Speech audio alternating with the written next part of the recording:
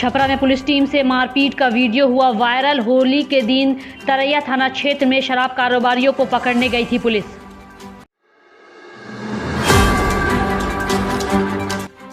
फेनहारा गद्दी गांव के कुछ युवकों ने पहले टीम को दी गालियां, उसके बाद एएसआई को मारा थप्पड़, फिर उन लोगों के ऊपर बरसाए लाठी डंडे।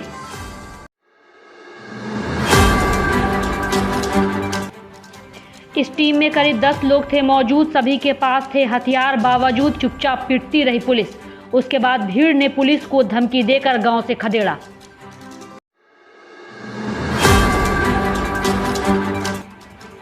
हज 2023 के लिए फॉर्म भरने की आखिरी तिथि 10 मार्च।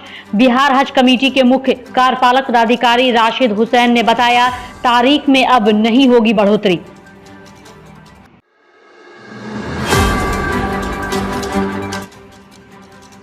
बिहार के करीब 5000 लोगों ने ऑनलाइन भरा फॉर्म। बिहार का इस बार कोटा 12,063 से बढ़ाकर 14,042 किया गया। 21 मई से 22 जून के बीच हाजियों की होगी रवानगी, जबकि वापसी 3 जुलाई से 2 अगस्त के बीच होगी।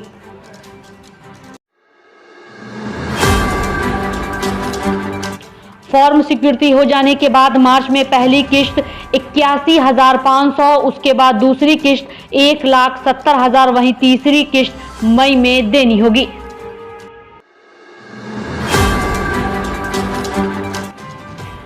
बिहार में नगर निकाय और पंचायत उपचुनाव की तैयारी शुरू। राज्य के 21 जिले में स्थित 31 निकायों में होना है आम चुनाव।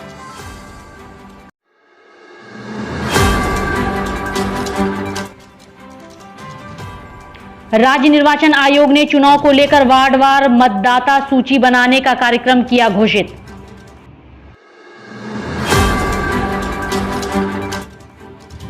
अट्ठाईस मार्च से 10 अप्रैल तक होगा पंचायत उपचुनाव को लेकर मतदाता सूची के प्रारूप का प्रकाशन।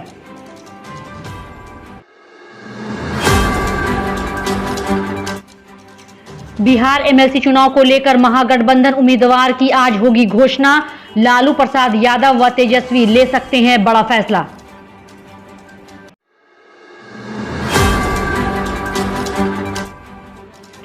इस चुनाव को लेकर 13 मार्च को नामांकन की अंतिम तिथि। 14 मार्च को नामांकन पत्रों की होगी जांच और 16 मार्च को नाम वापसी की अंतिम तिथि।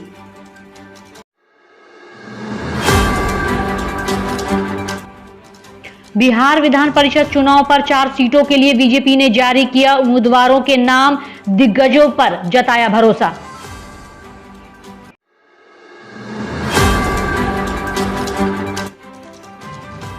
सारण स्नातक क्षेत्र से डॉक्टर महाचंद्र प्रसाद सिंह तो गया स्नातक क्षेत्र से अवधेश नारायण सिंह, वहीं कोसी शिक्षक क्षेत्र से रंजन कुमार और सारण शिक्षक क्षेत्र से धर्मेंद्र सिंह को चुनावी मैदान में उतारने का बीजेपी ने लिया फैसला।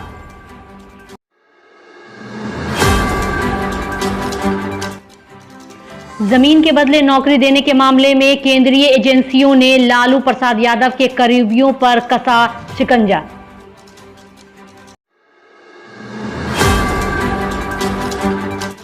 पटना और दिल्ली एनसीआर में कई ठिकानों पर हुआ छापा।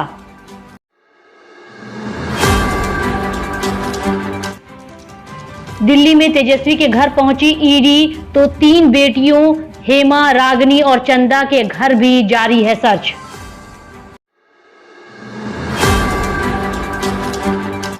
बिहार में जदयू से बगावत कर अपनी अलग पार्टी बनाने वाले उपेंद्र कुशवाहा को Y+ की दी गई सुरक्षा।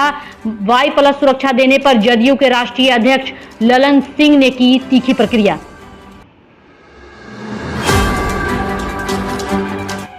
उपेंद्र कुशवाहा ने Y+ सुरक्षा दिए जाने पर केंद्र सरकार को दिया धन्यवाद, साथ ही बिहार के लॉ एंड ऑर्डर पर भी उठाए सवाल।